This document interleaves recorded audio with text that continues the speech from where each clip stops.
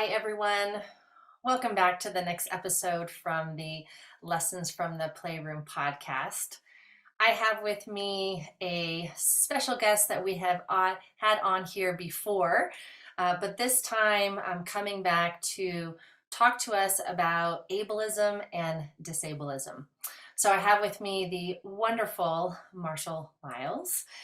For those of you that did not catch the last episode that he did, it was on sand tray, attachment, and trauma, if I recall correctly. And so, listeners, I know you're going to really love this episode. Make sure you go back and check him out in the last episode as well.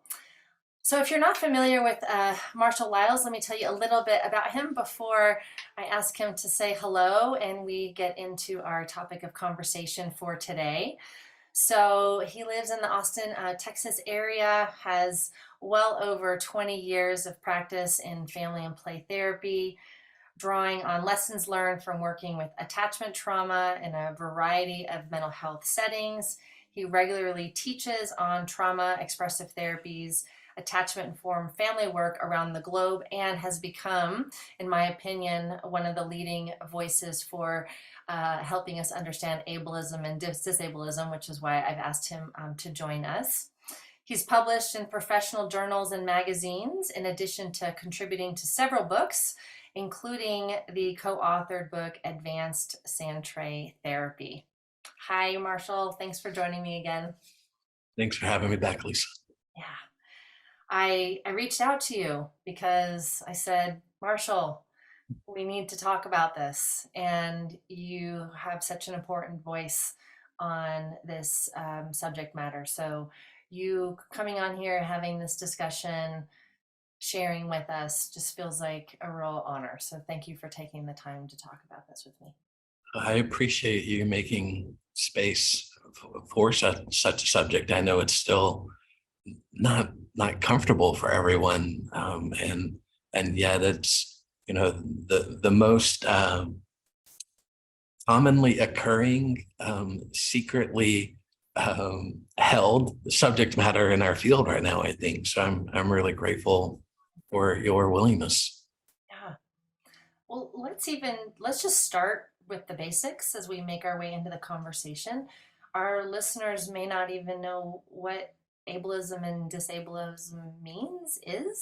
So Sure. can we start there? Yeah, it probably helps to think a little bit about what disability is in order to understand the other two. Disability is really a socially constructed construct. People that have differences in the way that their minds work or the way their bodies move or they process sensory information, it doesn't automatically mean that those differences or even impairments have to become a disability. Where they become disabilities is when they come into contact with a non-inclusive world, a world whose design hasn't considered them and is holding up this myth of there being a standard way for a mind to work or a body to move, that starts to create the necessity of disability. So for me, as someone who walks with leg braces or a cane or those sorts of things most of the time, I don't always feel disabled, but I become more aware of having a disability based on the room I'm in or the person I'm talking to. Have I been thought of? Is there room for me to be here? Do I feel welcomed? Do I feel included? Or is it just outside of awareness or acceptability for me to be who I am and to need what I need? That's where I start to become more aware of having a disability. So I do use the word disabled for myself in a way that I feel proud of, but I also feel like I use it in a way that almost everyone I talk to doesn't have the same definition of it as I do. It's not inherent to my struggle. It's the part of my struggle that's more societally based. That disability, thinking of it in that way helps you then understand ableism and disablism. And ableism is the active favoring of an abled body or neurotypical mind. Neurotypical is not even a word I really love, but just whenever we're comparing a mind or a body to some mythical norm, and then we are perpetuating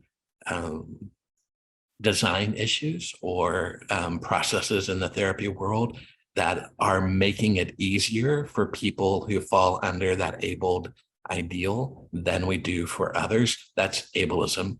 Disableism then is kind of the converse of that, is the active discrimination of people with disabilities. So one favors the abled and one actively discriminates against the disabled. Mhm. So, when we're looking at this within the realm of therapy or play therapy, what are some of the ways? I want to explore the active discrimination first. You said something in the introduction that caught my attention, which is that it's one of the things that's happening that we're not talking about, right? It's a very active part of what's going on, and so let's put some of the things that happen on our radar that maybe aren't on the radar. Absolutely. I think some of it had backs all the way up to graduate school and might not just for play therapy, but mental health training in general. Um, we do perpetuate a lot of discrimination against therapists who have different kinds of needs, who might need to take breaks in a session or have to hold their body in a certain way. Then when we start like getting down into specific training to become a play therapist, just how frequent certain things are just said without thought about, well, clearly you got to be able to get down on the floor, you got to be comfortable being on their eye level, or, these little microaggressions slip in that make people's norming of how bodies should move as therapists or minds should work. And it sends this generic covering that says if your mind and body doesn't work in this way, you're probably going to be an inferior version of this professional identity. So it's all of these different assertions that come up in a less than obvious way. But then there are even some things that are more egregious. Hiring someone to work for you, but then not being willing to accommodate them, to have your office in a non-ADA compliant space, to not be thinking, to be like, as a Santre therapist, to put out in the world, oh, the right way to display miniatures is this way, without thinking that might be incredibly overwhelming to certain neurodiverse presentations, or physically unavailable, to people who have to remain seated, or fill in the blank, fill in the blank. And so anytime we start making things sound like expectations or rules or agendas without considering how many people we're excluding from full participation on the therapeutic level as well as the client level, is where we start to perpetuate ableist norms. And it's one thing to be a therapist going through that, which is incredibly painful. But if you're an 8-year-old and you can't even articulate the feeling that you're having, but you just know that this place is letting you get the sense that your body isn't fully thought of, your mind isn't fully welcomed into the work. Kids know that, but they just don't have the insight and the awareness to label it as an issue with the other. So if we're not being more careful in cleaning these things up while we're trying to heal one part of a little one, we might be, at the same time scarring their identity in another invisible way.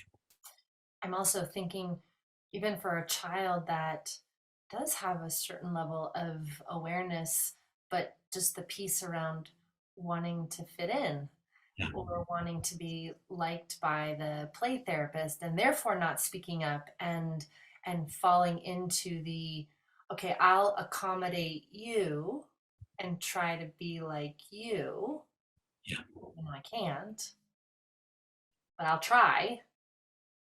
I'll lose myself in the process.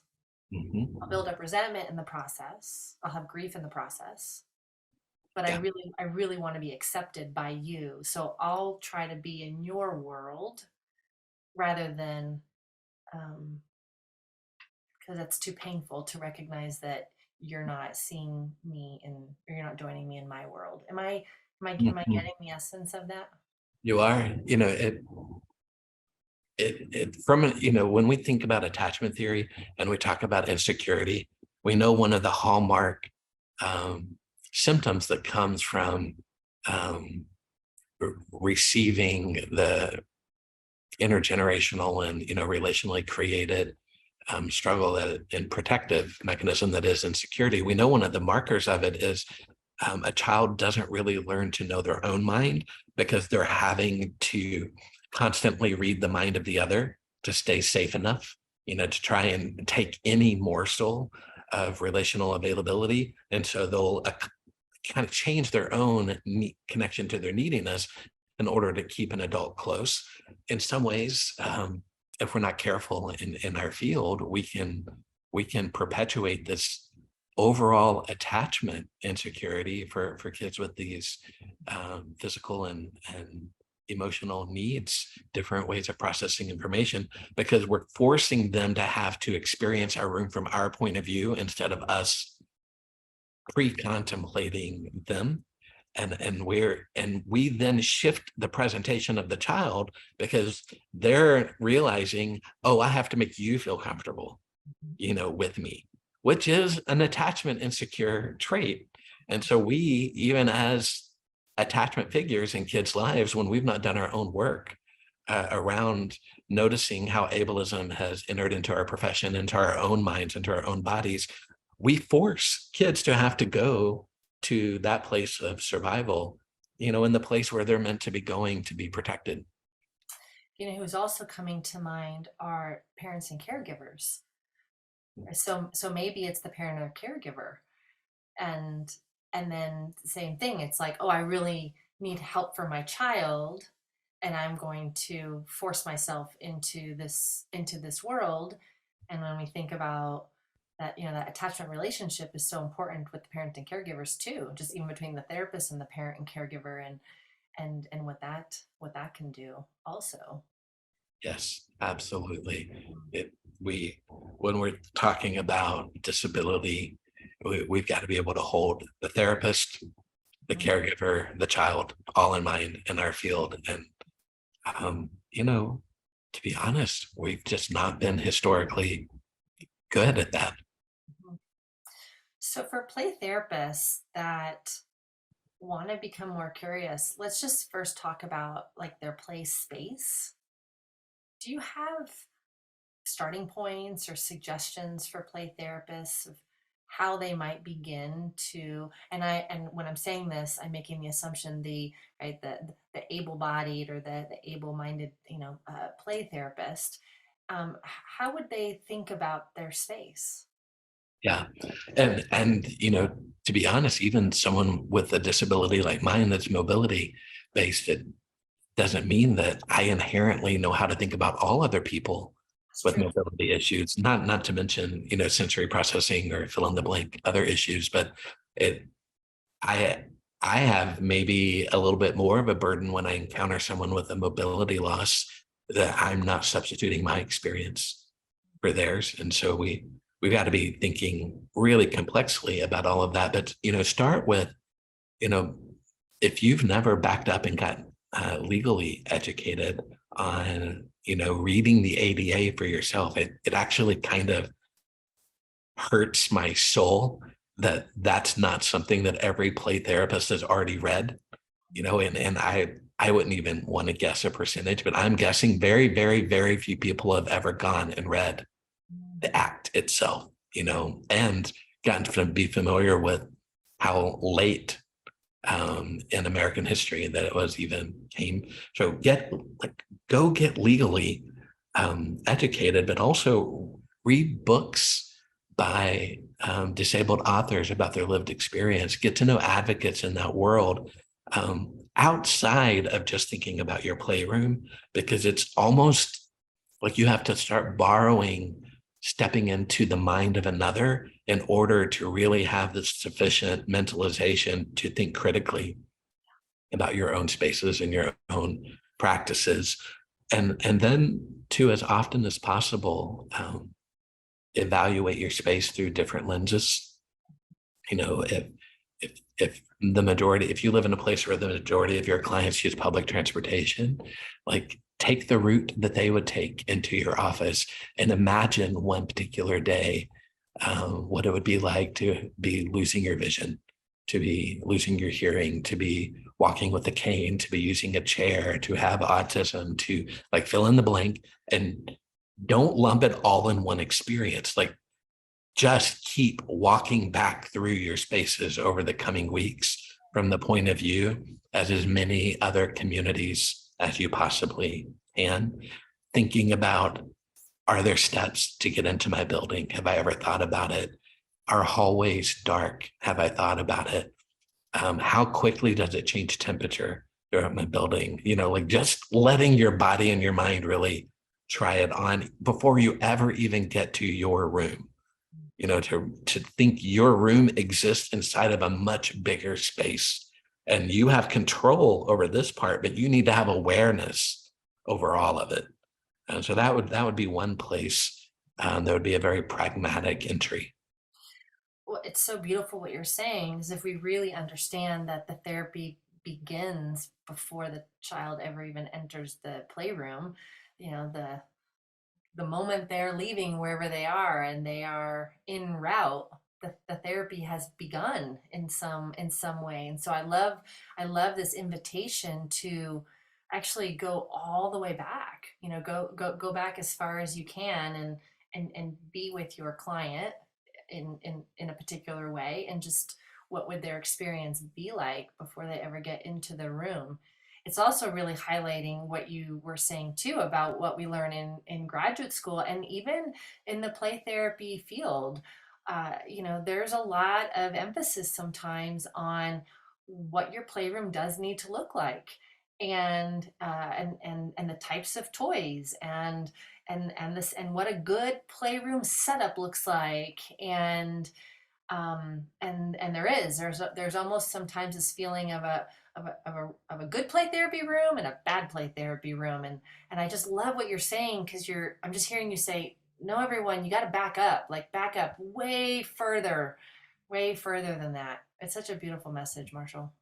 Yeah, if and you're never gonna perfectly predict it all, you know, so you try to be as conscientious as you can, but then have the humility to let new information come in from the point of view of every single session you're with.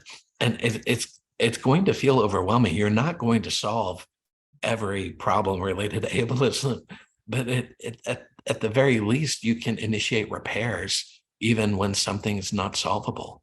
So, you know, we make the accommodations and we own the impact of our spaces, of our decisions, of our processes, even of our paperwork, you know, not realizing how overwhelming it can be to a parent who, you know, has certain differences or limitations or struggles. But own it, like when it's brought up, you know, to have the comfort to say, even if you don't have full control over that change, can you be a part of acknowledging it's a problem? And this is where, you know, sometimes I know I lose people in my trainings. I feel them wander outside the room when I talk about this, but there's also the work you're meant to, in my opinion, there's the work you're meant to be doing inside the room as a healer, but then you're learning things about the general mistreatment of categories of humans that, as a mental health professional, I think you need to be advocating outside of the room. And so when you start to realize that there's a problem that the field or our greater therapeutic systems have not considered, speak into it, you know, speak up for the people who don't have, you know, insider access and are depending on us who know how to navigate those spaces to challenge, status quo.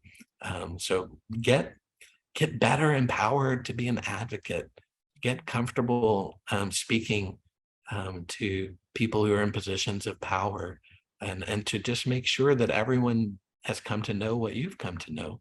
That because a lot of times it might not be, an organization or an employer's unwillingness to do something. It could just be that they, quite frankly, didn't yet know it was a problem, Yeah. because again, ableism keeps things just outside of awareness, where we're only thinking about, you know, uh, the middle grouping of people with certain set abilities, and so they may not yet have had it brought to their attention.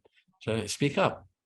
There's a piece that you're saying here that feels really important also, in that if we haven't gone through the process of attempting to speak up about something that seems challenging or seems hard or feels scary, well, if we're supporting the parents and caregivers, and one of the things that we're helping them do is speak up on behalf of their child, or to help create awareness about what their child's needs are, how are we going to support the parent and caregiver through the process, the fears, the whatever it is, if we can't actually name, like, it is scary, it is vulnerable, it is, we're not going to be very believable, are we? Absolutely. Mhm. Yeah. Courage is contagious. Mhm. So we gotta not waste the amount of courage that's coming into our rooms. People aren't only, vessels of struggle. In fact, for most people, the more struggle that they hold every day, it means they have more resilience and more courage. And we can borrow from that. Where you want to be careful is when we're only borrowing inspiration from people, but we're not acknowledging that we might have been a part of co-creating the need for them to have to overcome something. So it's part of where it gets really gross. And this is, true for sexism and racism and homophobia and all the isms.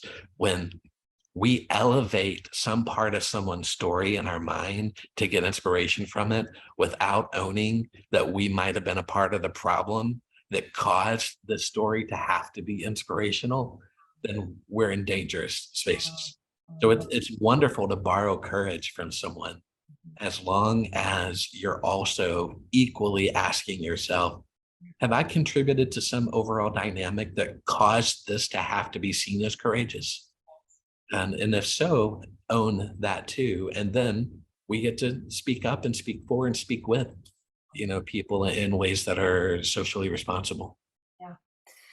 I want to share a story where I had a miss, because I think it's important to normalize that the misses happen, and that the ruptures, and the repairs, like, I just think that's an important dance to keep talking about, because I find that so many play therapists are so afraid of the miss, which is going to happen inevitably sometimes, right? May I share a story I would love that. that happened? So when uh, uh, so I had a one of my private practices was in, like, a group. It was a group practice, and we had a long hallway, and in the hallway we did what you're supposed to do, which is have the sound machines out in the hallway, because that's the standard, is to have the sound machines, for confidentiality. And so I didn't think about it. I just got my space together, got my sound machine, put it out into the hallway. Well, my room was one of the last rooms down the hallway, which meant that my clients had to walk through a sound tunnel to get to my room. And I had a little boy that, you could tell, and at first I didn't understand what was happening, but I could see his body contract as he was walking down the hallway, and I thought of it as, oh, he's afraid to come into therapy, right? Yeah. Um, I did stay curious about what that was about, and I was able to quickly learn and identify, no, this is a little boy where sound is really impactful to his system.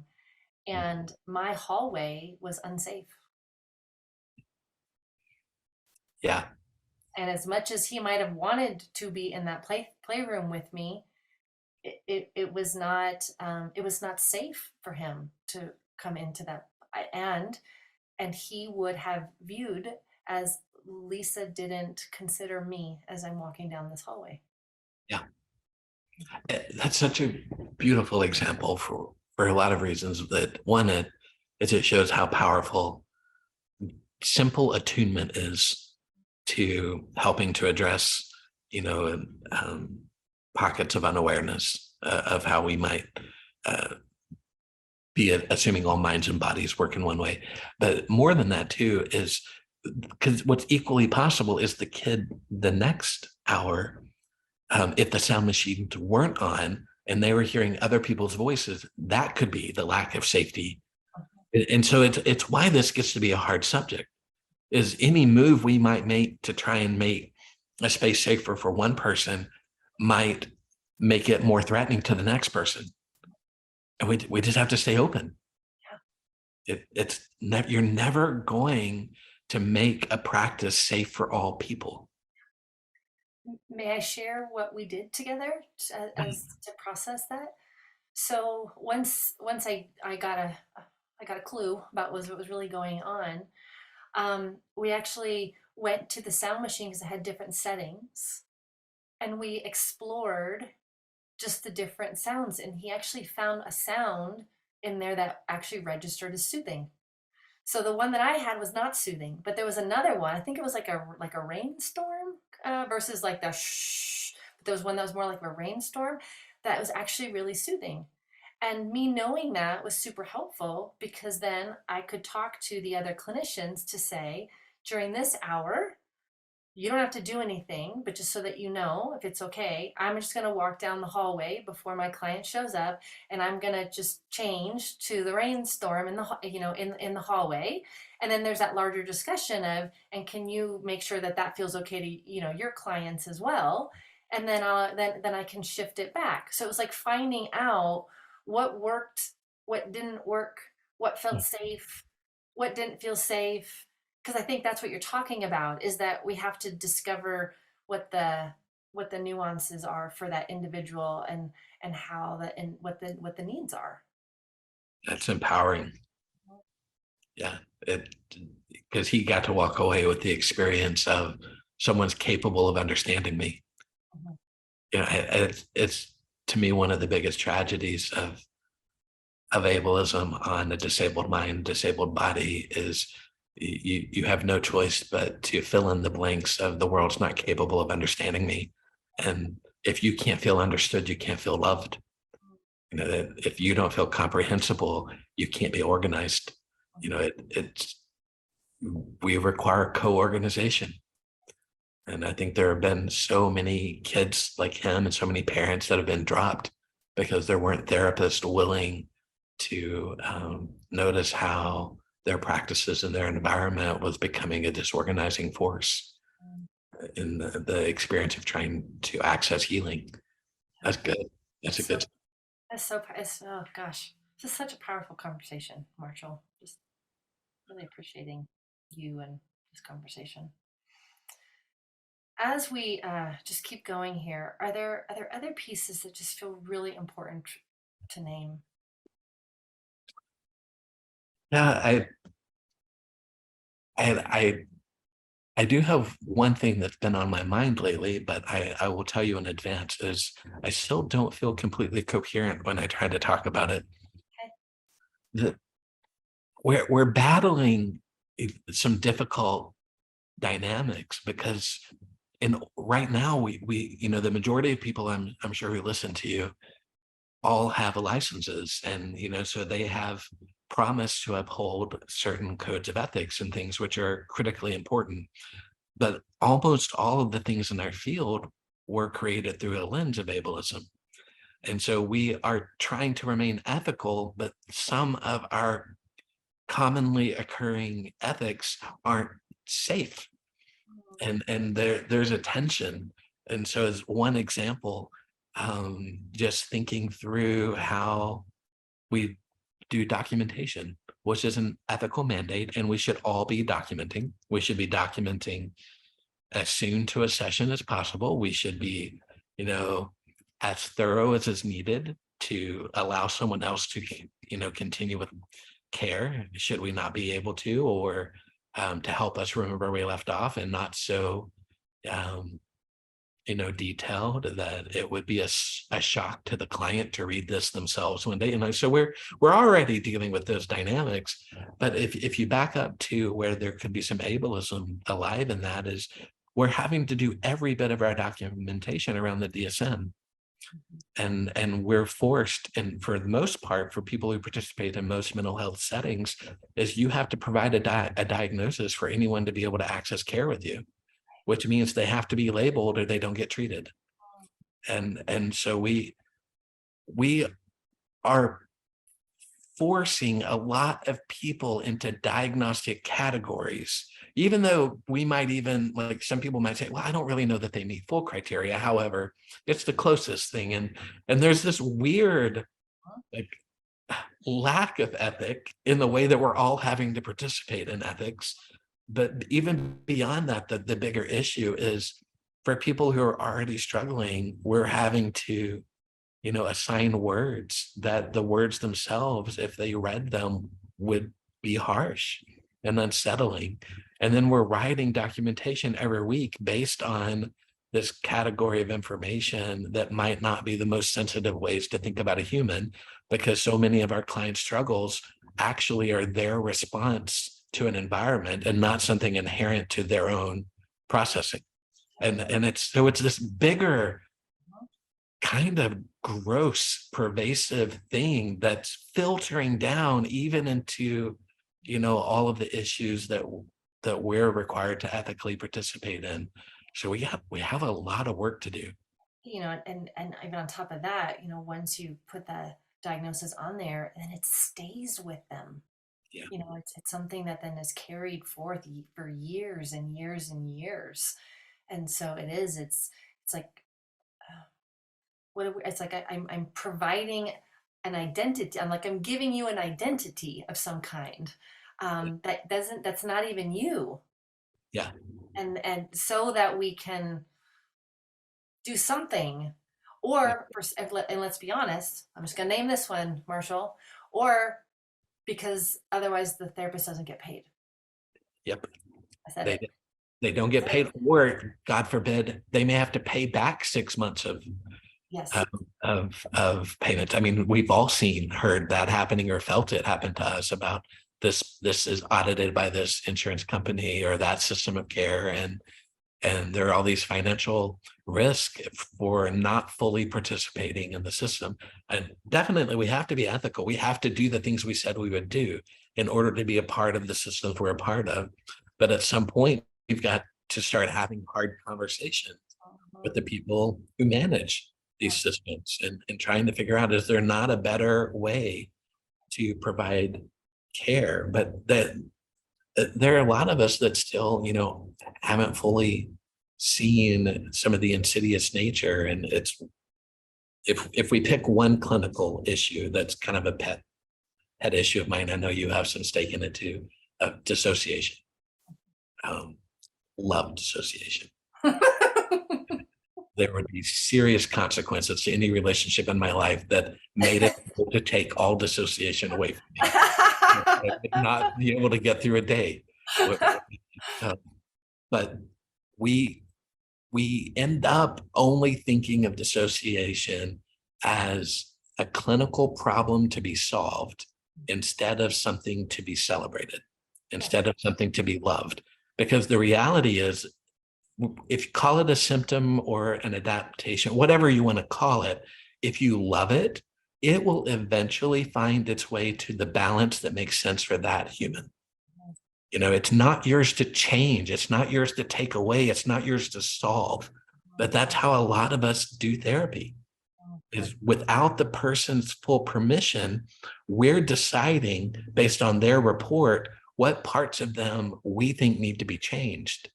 And dissociation is a very strong when, So you can I know, bring this full circle yeah, with our conversation here? Because I think what you're pointing out here is a really important fine line that play therapy. I don't even say it's a fine line. It is a line that therapists need to make sure that they are on that they are on a particular side of, which is that we're also not viewing someone's disability as something that needs to be fixed or changed, or that somehow there's it means that there's something wrong or there's bad or there's a problem here, and that really what's needed is how do we celebrate the uniqueness of this individual and help this individual love and appreciate themselves exactly as they are. that what can you imagine the world if that was true for everybody? I would even start by relaxing so much in my own body. If we just became aware of how our field was contributing to the need for people to dissociate, Right. like even if we just started there, that, you know, how our field organizes itself in the greater world is increasing the felt need for dissociation in many ways, because, oh, there's this part of me that I'm now afraid of. If a certain person at my school or at my work comes to know, it's going to get labeled, it's going to limit my opportunities. Therefore, I must float away from that. And how do I float away from that? I dissociate. So we're a part of this overall need to increase dissociation, but then someone comes to us and then we have the gall to label that as a problem to be solved when we haven't even looked at how our field is helping to maintain the need for it. It gets to be very nuanced, and I know that's part of why people often don't want to look at it. But can I increase the discomfort a little bit? Are we? Well, absolutely. I love it. Yes. I would love to go down in a blaze of glory. Yes. Well, you're just making us back up and back up and back up and back up and just see the larger system and then the larger system and then the larger system and the larger system, which is what we need to be doing. Absolutely, absolutely what we need to be doing. The probably something that is the most uncomfortable for this subject is we as a society, we don't really want to look at any of these issues because it means that all of us are having to grapple with mortality in general.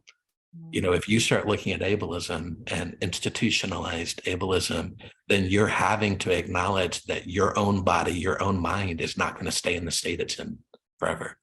And so it's already hard to deal with our internal implicit biases in general. But for a lot of the people who are working on implicit biases, they're choosing to work on issues that they're wanting to gain some social awareness of that will never be true for them. So I'm working over here on this particular issue, but I'm not having to imagine that I will one day become, the people or a version of the people that I'm working on my bias against. However, you can't look at ableism without looking at your own future. Right. And it's not just our field, humans Mm, don't want to do that. mm, That's harder. So I know what we're asking of people is existentially fraught, mm.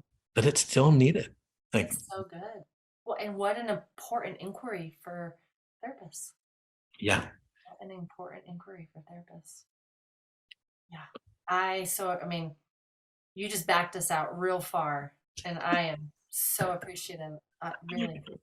with a cackle in my voice, I'm talking about mortality, and I just come to life is the irony of it all. Well, it's truth, right? Right. And there's just something beautiful about truth, even if truth is painful. So, yeah.